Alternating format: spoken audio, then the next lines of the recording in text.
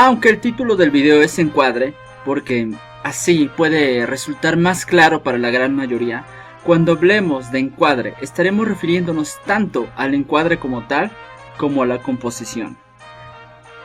Claro, hay muchos puristas que sin duda gritarían que esto es una infamia, y si bien podríamos distinguir ambas, porque poseen ligeras y sutiles diferencias, estas son tan pequeñas y las semejanzas son tan grandes, que para fines prácticos la consideraremos la misma cosa. Además, el encuadre y la composición varía, sobre todo en el terreno del que estemos hablando. En campos como el cine y la fotografía, el encuadre y composición se distancian y se vuelven cosas diferentes, pero en el dibujo y la pintura no tenemos ese problema, ya que somos nosotros los que estamos creando el espacio a representar, en vez de que nos sea dado.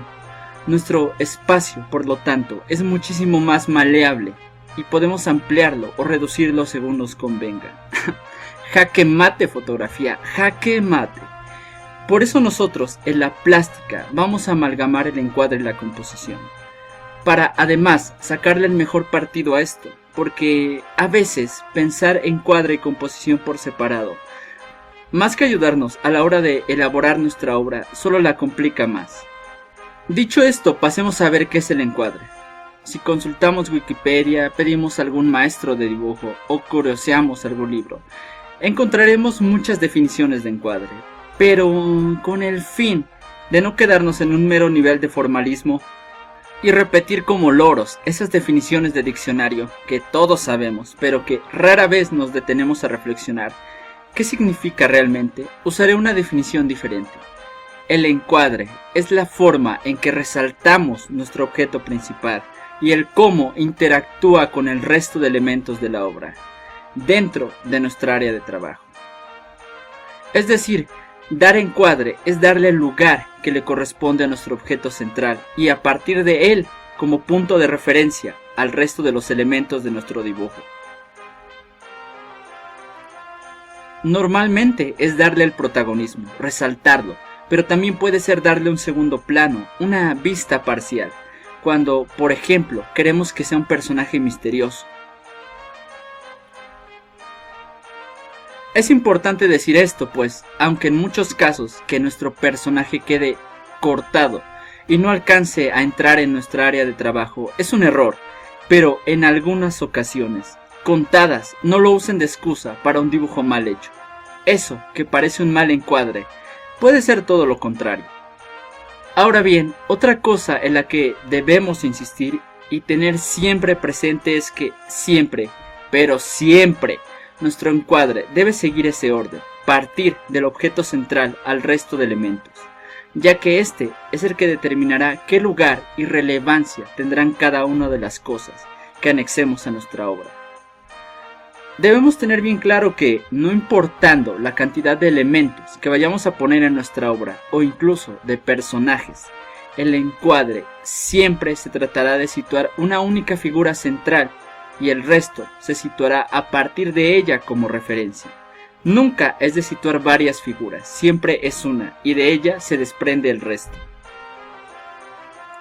Esto es quizá lo más importante que debes tener presente, ya que muchos dicen que el encuadre es simplemente ubicar a tus personajes y elementos dentro de tu área de trabajo, para que no se salga de ella y se pierda parte del dibujo.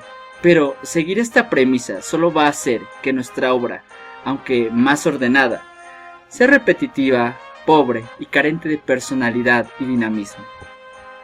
Por eso mismo estamos hablando de encuadre y composición al mismo tiempo, para resaltar ambas características, unirlas y sacar lo mejor de nuestro trabajo.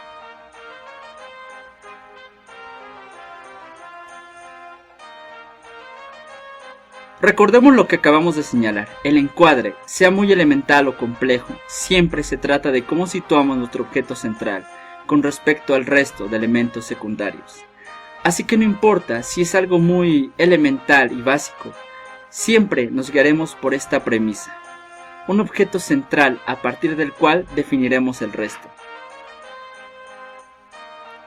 Es simple, de lo que se trata aquí es de resaltar nuestro objeto central, tanto al darle un primer plano como al ubicarlo espacialmente, de la forma más centrada y completa posible, en nuestra área de trabajo, así de simple.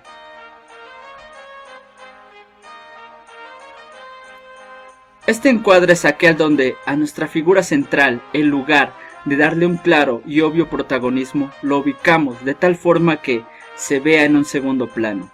Puede ser escondiéndolo, presentándolo parcialmente o incluso sin mostrarlo. Porque sí, hay ciertas composiciones donde el objeto central no está y la indicación del mismo solo es dada por la reacción del resto de los elementos. Ahora veremos una serie de pasos muy básicos para que nuestra obra nunca, pero nunca vuelva a tener problemas con el encuadre. Primero veremos cómo sacar un encuadre básico. Es algo tan simple pero a la vez tan efectivo que podrán ponerlo en práctica de inmediato. Lo que vamos a hacer es trazar dos líneas cruzadas de un extremo al otro. Ojo, aunque puedes hacerlo con regla, hazlo a simple ojo. Con eso será suficiente, ya que no necesitamos una precisión milimétrica, y este método nos da una precisión muy alta. Ahora, este punto donde se cruzan nuestras líneas será el centro de nuestro espacio de trabajo. A partir de ahí empezaremos nuestro dibujo.